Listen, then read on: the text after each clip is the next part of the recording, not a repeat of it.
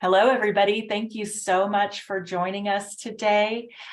My name is Michelle Morris. I'm with Consolidated Planning Group, and we are happy to present another helpful webinar to you today.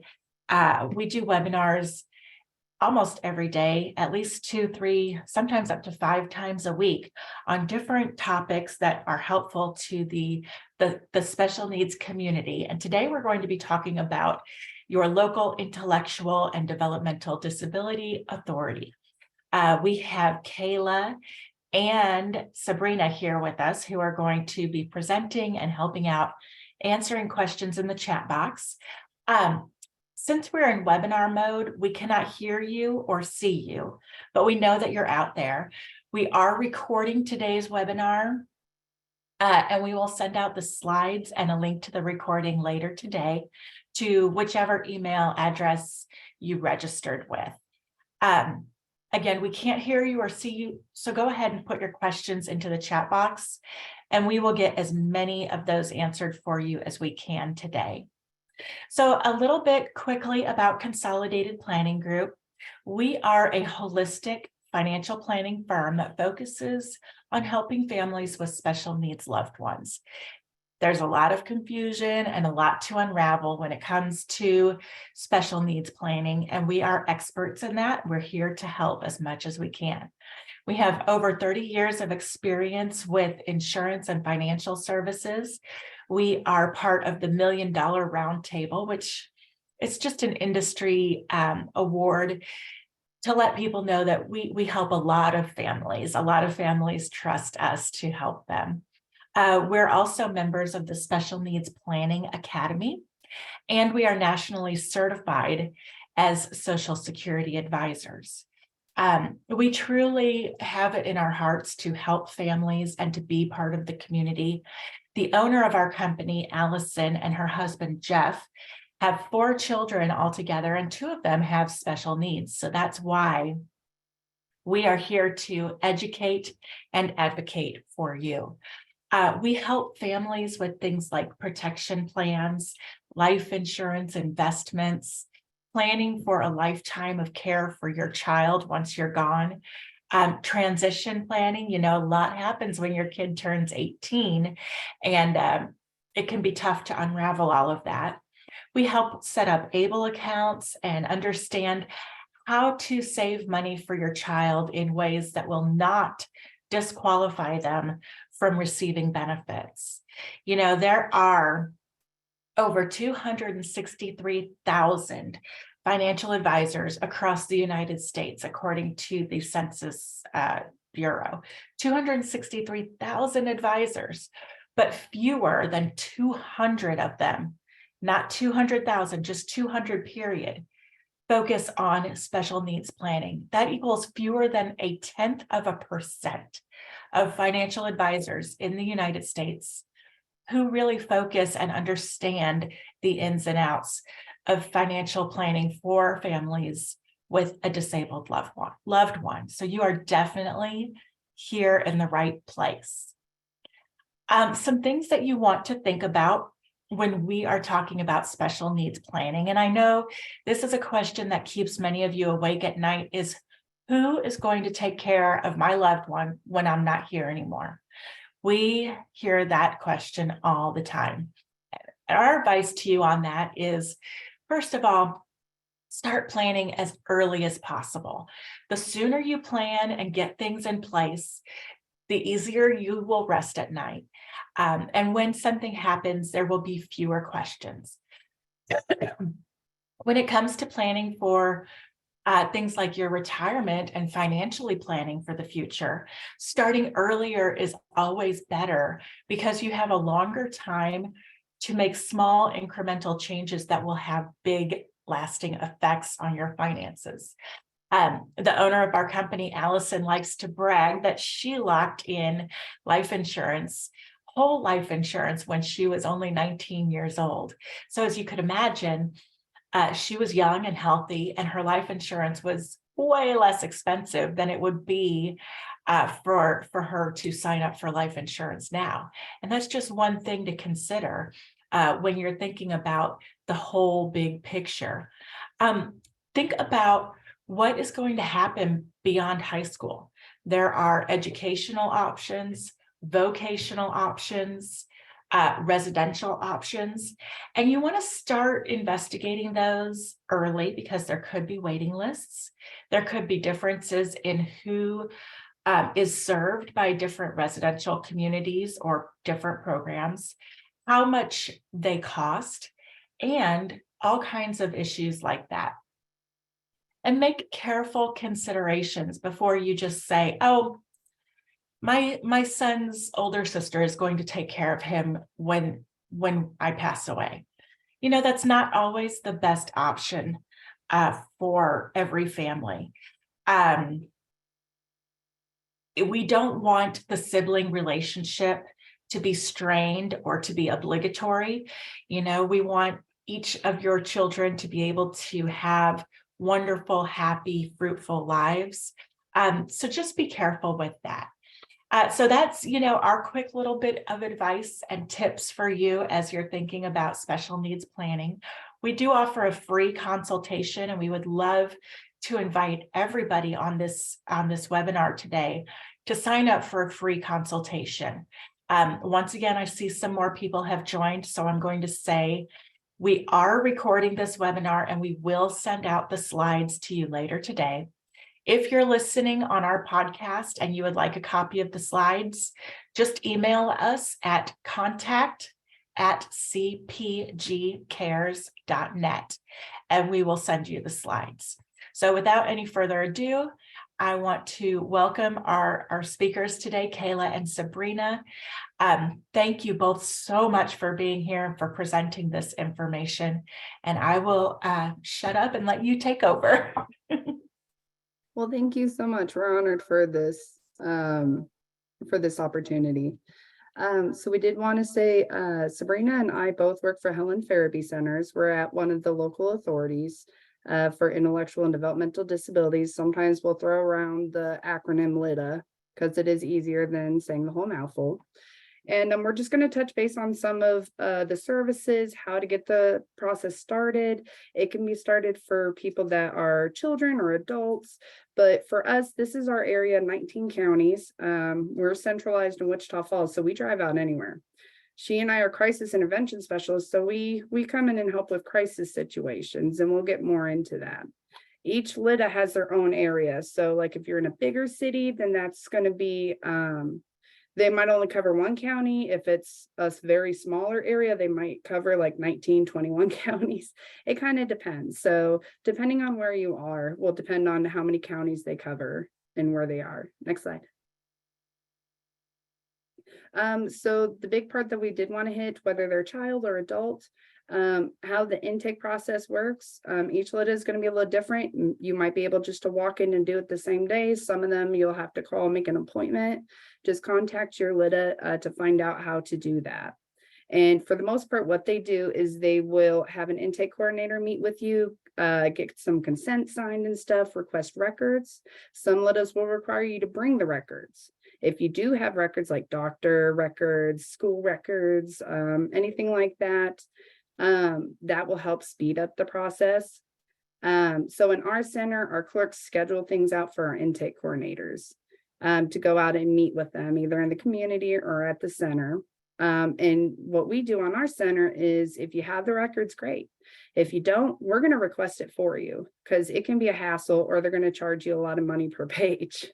So that's what we try and help out with. Now we do have crisis route for getting it done sooner if like there is a need for residential services or the behaviors, there's a lot of behaviors and they're at risk of going somewhere. We try and help there too.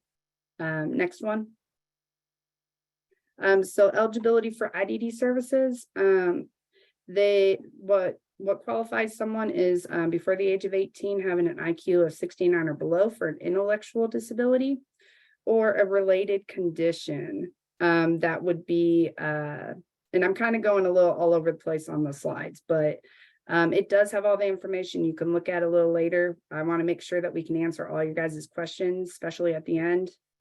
So related condition, that can be like autism, it can be epilepsy. There's a few other ones, traumatic brain injury. That one's a newer one that they have included in 2015. But that has to be established by a medical doctor or a doctor of osteopathic medicine before the age of 22, or at least say that it occurred. And their IQ range is usually 75 or below as well. And it's also going to depend on their adaptive behavioral level. So that's just what they can do. Do they need a little bit more help learning how to take care of a home, the house chores and stuff? Do they have a little bit of trouble learning how to manage money, and or even just take care of their basic needs, such as showering or going to the bathroom? We also do the eligibility determinations through either like a psychologist, or we have an LPA here. But we see if they're eligible for all the programs, if they're in a nursing facility for special assistance. But you can always contact the LIDDA for more information. This is just a little snippet of what kind of qualifies somebody. Next slide. We don't really need to go through this one. It's just sometimes if another LIDDA does a determination, we will review it. So like say you got it done in Houston and now you move to maybe our catchment area or Tarrant. They'll look at what the other center did and then they will endorse it or rewrite a new one citing everything from there. So know that even if you get it in one city or one catchment area, know that it does go with you. And it's usually one that will travel to wherever you are in Texas to help qualify for services. Next one. So in our LIDDA, we also attend a community resource coordination group. So when someone comes in, if there's a need of the family that they need either some more assistance from another agency besides us, we try to sign them up to get staffed by these groups. So it's just everybody in the community together, seeing what they can offer to the family. Like if there is support that's needed to get a bed, if they need more help with behavioral health stuff, it could be just meeting basic needs, caregiver support, maybe respite. You need someone to watch your loved one or child so you can get a little break, a little breathing moment or something. We sit on those CRCGs to staff cases that are brought up by anybody in the community, but this is another resource that we tend to help with. Next slide. Before we go on to the next one, we do have a quick question. She's asking if she can access LIDDA services while she's on the STAR Plus waiver. So there are different services and different waivers. She was told that she could not. My answer would be to keep trying, call back and speak with someone else. Would you agree with that? Yeah, some of the programs you cannot receive both at the same time, but you can get added to the interest list for it.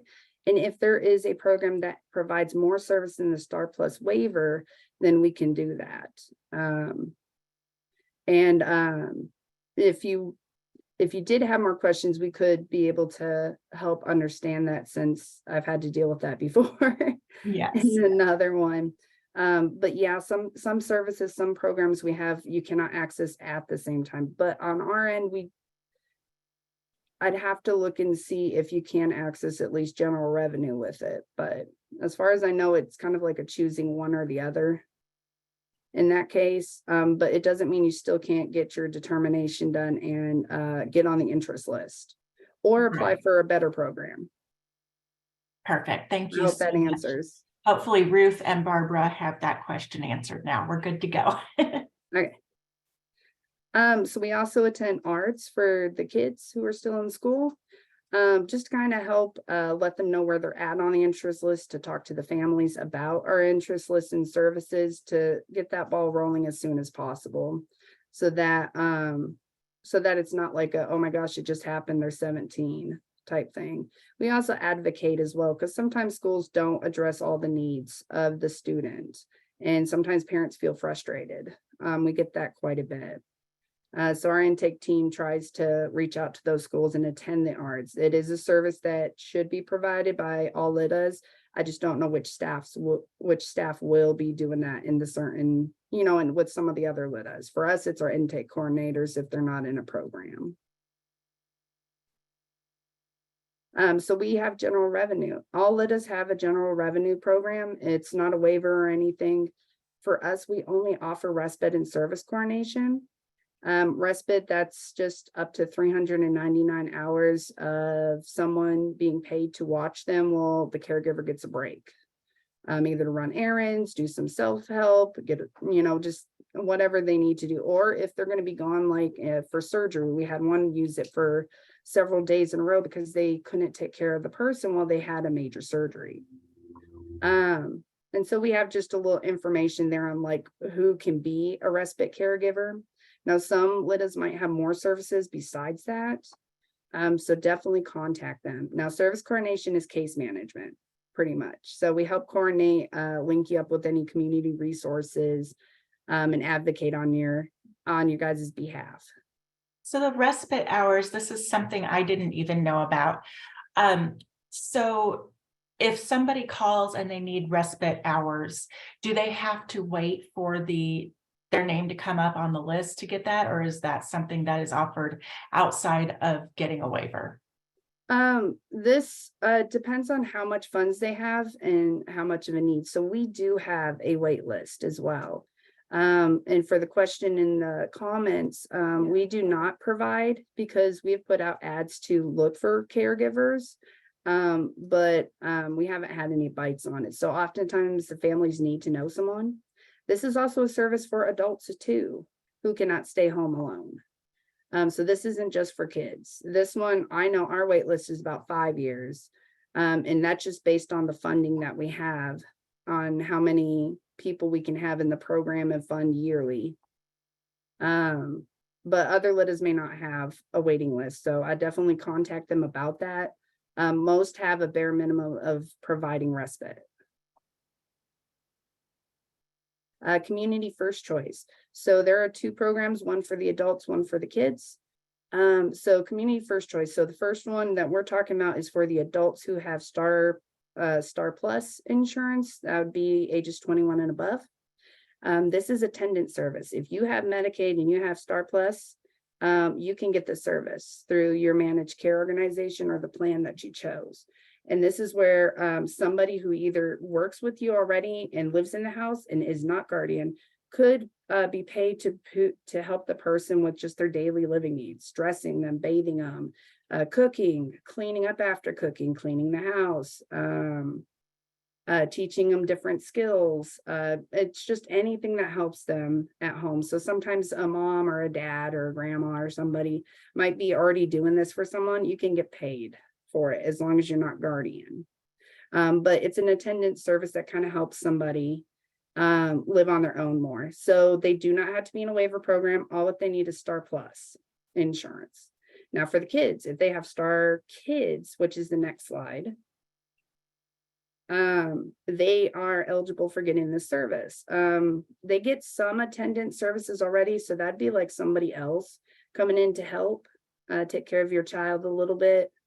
They're able to get paid for that while the parents are doing something else, or I think not there. We're not as involved there, so you don't get service coordination with it like the adults do, but they're able to help with some of the personal care tasks and help cleaning up at the home and help take care of them. And as long as they have Star Kids, we just do the determination, send it to the MCO or the managed care organization plan, and then they'll have a nurse that determines how many hours that you can get assistance with. This definitely helps with people with higher medical needs too, and can go hand in hand with their private duty nursing. So next one. Okay, there's a question. How do consumers with IDD access housing if they don't have a waiver, like group homes or whatever? And that's something that we help people talk to people about all the time. It is very hard. And there are options, and we're going to talk about one other option with the crisis diversion slots. But a lot of people just have to pay out of pocket for those sorts of things. Yeah, well, there is another program we will talk about here. I think it's actually after this one. Just so you know, when you guys look at the slides, your plans for, whether they're kids or in Star Plus or whatever, it changes for each area. So just kind of know that. as you move. And you guys will see this. This is the most up-to-date version of who covers what area. It makes it confusing when people move into our area and their insurance we can't help them with until they switch, and vice versa. So just know that sometimes that can make it a little bit harder to continue with services until you switch. So next slide. Here we go. This is the one, intermediate care facilities. So this is not a waiver program. It is the easiest one that we often help people get into first when they need immediate placement. These are group homes that have 24-awake staff. Usually it's at least 6 people to up to 13 for if it's an older ICF group home. They're able to help them with vocational skills, help them with dental treatment, just the basic, not cosmetic. I just learned that yesterday. They have nurses on staff who will help make sure that the staff are trained on their medical needs, make sure that they get appointments that they need and stuff. They'll have behavior support as well if there are some behaviors or coping skills they could use. And it lists everything else. So this is the one that we usually will try first for kids and for adults if needed. And you don't have to be in a waiver. There is no waiting list. The providers may have a waiting list though, and you do have to have Medicaid, but some providers will take you without Medicaid and then apply for it the day that you enter the group home, or the day that they enter in the group home.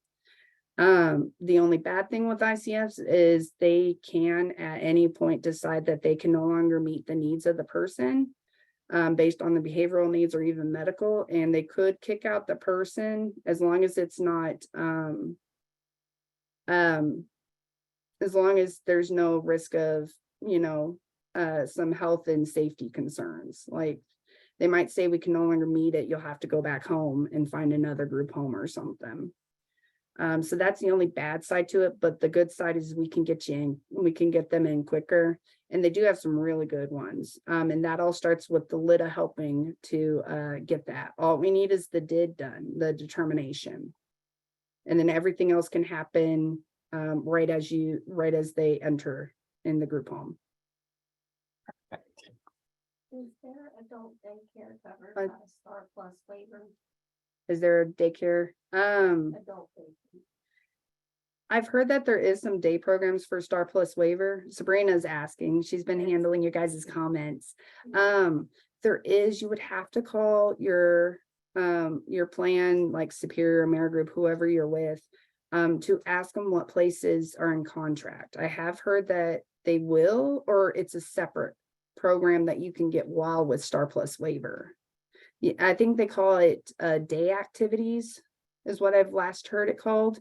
And you can get that as well. You just have to ask and see. It's like some special waiver thing that if you don't ask, then you never know kind of thing. And that's about the best that I know for that one. So I wanted to mention state supported living centers. A lot of providers and stuff will like to mention this or threaten this for people with major behaviors and stuff. What this is a lockdown facility for people with intellectual disabilities only. So the IQ has to be 69 or below, who either have high medical needs or high behavioral needs. This is the most restrictive environment. We do not jump to this one first. We try everything else first. But some people do need this. I've never heard of anybody using this as respite. But they will be involuntarily committed usually to this facility, but they will receive 24-hour care. There will be a lot of doctors and specialists right there on site, and they'll help them with everything for their daily living needs to help get them out of there and live as successful in the environment. So just know that these do exist, but they're the most restrictive environment. So it'll be kind of like them being hospitalized for quite a while. Nursing home diversion. So some of our adults, some of our kids with high medical needs, the families can't take care of. And they're in, there's a risk of them going into a nursing facility. We hate seeing people go when they don't need to. We have a special diversion for that for our home and community-based services, HCS, for that group home option. And this is just one way that we can ask for those slot offers to get it instead of waiting 25 years, 20 to 25 years. So like in a crisis situation, this is another option we can do. And with this one, sometimes we can ignore some of the IQ range. So if you have someone like 76 and they have a medical condition and a related condition, this is often one of the ways we can get someone in services despite their IQ just being a point too high. I know, but it's just another option. And, all your LIDDAs are going to understand what they might need to look into and what they'll determine that they're eligible for. And this is just good for you guys to know. There are ways around getting them into services when they're older. It's not a guarantee though. It can be quite a bit of waiting. Next slide. And then we do have nursing facility admissions in the future if someone does need to go into a nursing facility voluntarily, because the family can't take care of them and they do have a medical condition that qualifies.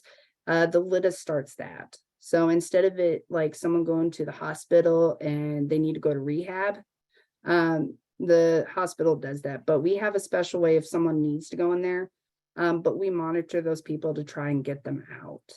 So next slide. This talks about all the different types. I didn't take it out of the slideshow, so we'll just go to the next one. Okay.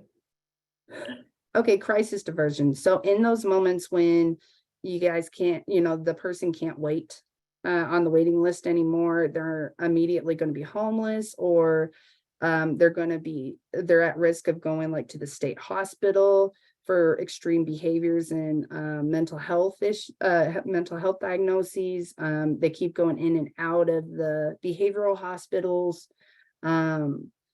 or even we've used this type when a family member was dying so that the person wasn't homeless. We can ask the state for a special slot offer to skip that 20 to 25 years. So that we can get them into a group home, a host home or something. So this is another way for us to try and help someone avoid being institutionalized in a sense. And this is the one we use most often, is a crisis diversion. So if an emergency comes up, reach out to your LIDDA and let them know what's going on, because we really do want to help you guys and we don't want to see anyone on the streets. Next slide.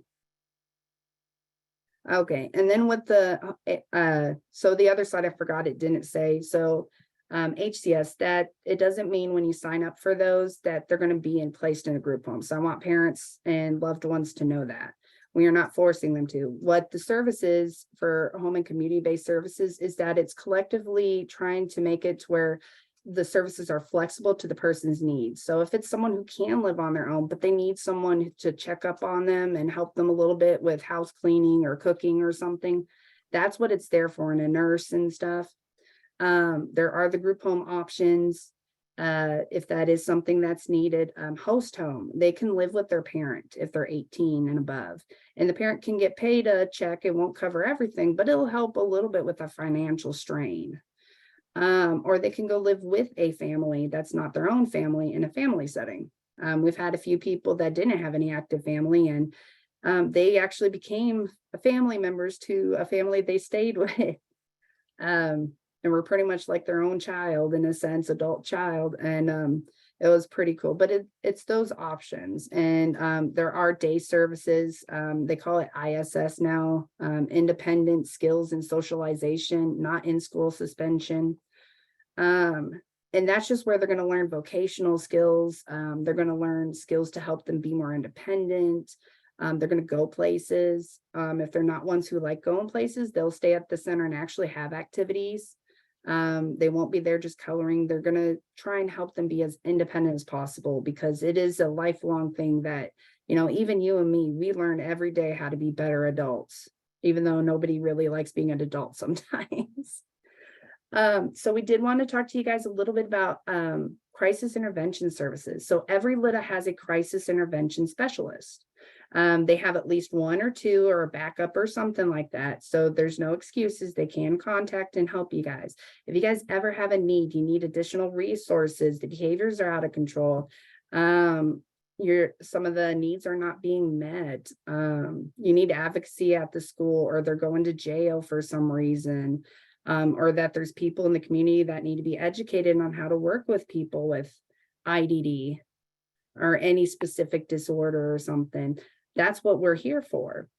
What we do on our end, because we're not on call when we call the crisis hotline for our center for when someone needs to go out and assess if they need to go to a behavioral hospital, what we do is we come in after the fact or before.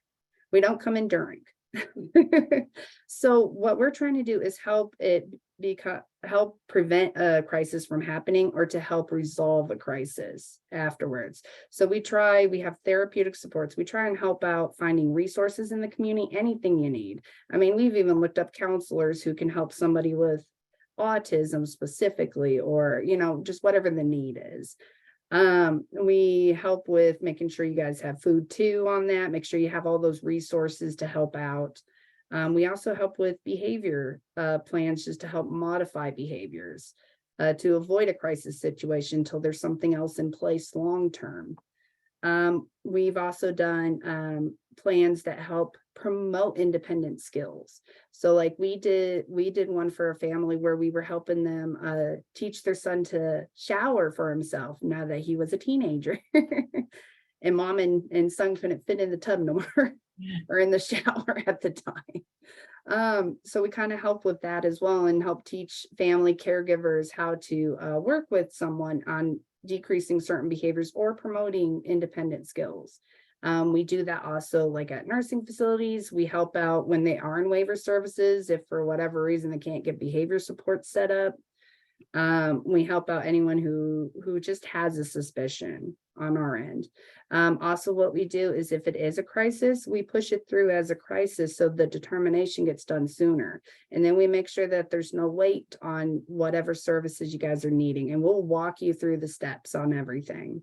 We want to check up on you, check in and see how you're doing. If we need to go educate the people at a behavioral hospital that there really is a mental illness, we are there for you. So we're just a collective source of knowledge, really, our resources. We'll find out what we don't already know for you guys. And what Sabrina and I do on our side is we're the ones who admit to our crisis respite unit, which is only for 18-year-olds. So if you go to the next page, each center has their own type of crisis services for respite. We are only obligated at least for out-of-home respite somewhat by the state or in-home. So each LIDDA is very different. So you will have to reach out to find out what you offer. For our center, we have a respite unit that we have 1 to 2 beds to have someone on an IDD bed for up to 14 days. The only thing with that is they have to be 18 and it has to be voluntary. It can be for a crisis or it can be for respite as well. And right there, we offer the therapeutic supports, try to teach them coping skills, help improve their independence. And for us, we're also limited that the person has to be able to take care of most of their daily living needs. They have to dress themselves. They have to go to the bathroom.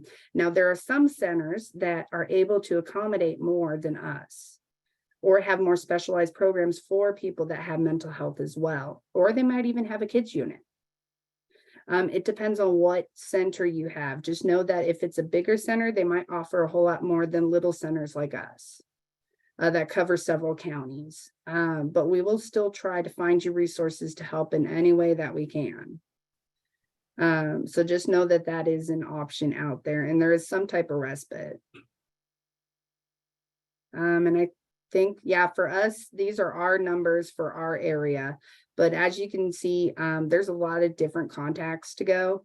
Most of the time, I recommend for most people to go straight to their CIS or ask on the lines when you get to their intake, especially if you're from a big place, to ask for the IDD crisis intervention specialist, and they'll kind of help navigate you to who you need to go to. Just know sometimes they don't know when you answer, so try You can also say the IDD authority side, or I'm looking for anybody about IDD services until they transfer you to someone who can hopefully help you as well. And if it does get a little confusing, because new hires may not know everything about every department in their facility, just try again.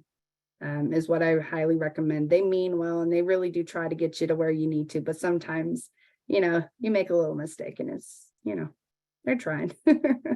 Yeah, that's something that I tell parents often is that, we have to be the squeaky wheel sometimes. And sometimes you will call and you'll get the new person, and that, there's nothing wrong with that. Yay, that they're hiring new people. But, you sometimes have to squeak a little louder or call again and follow up for your child. Right. And for the one person, I don't know if we've missed any questions. I think Sabrina's done pretty good. Yeah, so for me and Sabrina, in most cases, in most CISs across the LIDDAs, all we need is a suspicion. So someone with autism, someone that's functioning much lower, someone that thinks they might have an intellectual disability. We jump in right away. Or even if it's a referral from somebody else that says, hey, I think this person might benefit from IDD services, they might qualify. We jump right on, and we're on that until the DID says a denial. But even then, we still don't drop them like a hot potato. Well, that's nice of you. Yeah, we try to make sure they have resources. Sabrina can tell you too. We have a couple where we're trying to make sure they have resources, even though they don't qualify for IDD services. We just don't, when someone reaches out for help, we want to help them no matter what. And, we're there for the families too. We can help find resources for the families too. I mean, being a caregiver, as someone ages up and needs more help, most of the time we do picture that once our kids are all grown up, that they'll be able to take care of themselves, and they'll only need mommy and daddy or whoever just a little bit, but then they're, it's a little bit more than you first anticipate when they were 2 years old. Yes. And like I said, you will get these slides, and there are some links that are kind of hard to read, but you'll be able to click on those links when you get the slides later on today. Yeah, we'll have to definitely make sure that we get that changed. I didn't realize we had an issue with that. Well, that's all right. But just so you guys know, if you guys don't know where to start, feel free to give us a call, and we'll link you up with the CIS for the area or whoever. Because we don't want any barrier to accessing IDD services to happen. So if for some reason you hit a big wall, you guys will have our phone numbers and email. You feel free to ask us, and we'll help you find who you need to talk to for that area. Okay. That's perfect. Thank you, ladies, for your help today. We also help people find their local authorities. It's easy to look up online if you don't know who to call. But I mean, if you want a friendly, smiling voice to help you, Kayla and Sabrina are definitely the ones to call. And if you can't figure out who your local authority is. We also, we want you to be thinking about that future care for your child. Think about how much is that going to cost, and how are you going to pay for it if they need, a group home or a full residential community, or, something like Marbridge or Brookwood. They're not cheap. We understand that. But we can help you understand what the future cost of care might look like for your child. Definitely make sure that you're on those interest lists. I heard Kayla say something very interesting today. We've been quoting 15 to 17 year waiting lists, and she quoted a 20 to 25 year waiting list. So make sure you get on those waivers as soon as possible if you have a child that might benefit from them. We can help you with your SSI and SSDI and understanding the difference between the two, when to apply for those things, how to apply for them, who to call, and what forms you're going to need. ABLE accounts and special needs trusts are two places where you can save money for your children, and it will not affect their government benefits or their Medicaid benefits or anything like that. So, you should really consider having both an ABLE account and a special needs trust, because there are differences in how much you can put in and what you can use them for. But they work well together. And we have webinars that go through all the ins and outs of these things. You want to make sure that you're not leaving money directly to your child. That there's a limit. They can only have about $2,000 in their name before they are going to be disqualified for SSI. So if a person can only have $2,000, how are they supposed to save for the future? That's where the ABLE and special needs trust come in. But if you have your child as a beneficiary, like on your life insurance, and you pass away, and all of a sudden they get a $500,000 life insurance policy, they're going to lose their benefits, and that could be a disaster for them. So make sure that you have it marked on your life insurance or your other assets, that this money is going to go to the trust, the special needs trust, for the benefit of my child, rather than saying it's just going to go straight to my child. We talked a little bit about residential living communities. You want to make sure that you're touring those early and finding a good fit for your family. We've done panel discussions on those before that have been really, really well received. If you're thinking about guardianship, this is a big deal, and you're taking rights away from your child. They can't vote, they can't drive, they can't get married if they're under guardianship. Some states call that conservatorship. But there are options, there are alternatives like power of attorney, healthcare power of attorney, supported decision-making. You will need a qualified attorney to help you with those things. And we are not attorneys at Consolidated Planning Group. We're financial advisors, but we can refer you to someone who knows how those all work. And then again, think about what happens after high school. What options are there for vocational and educational options?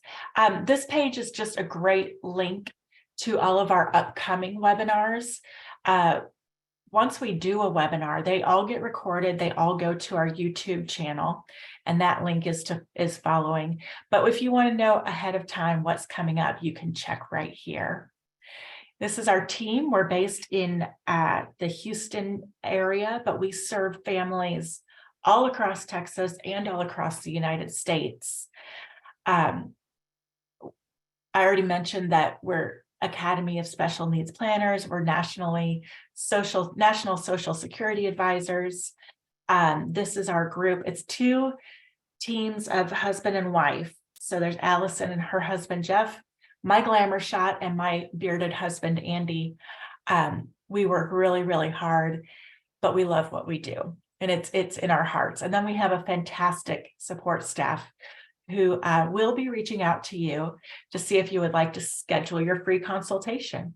You can do it right here with the QR code, or you can call us or email us, or just wait for us to reach out to you. These consultations are completely free and personal, confidential.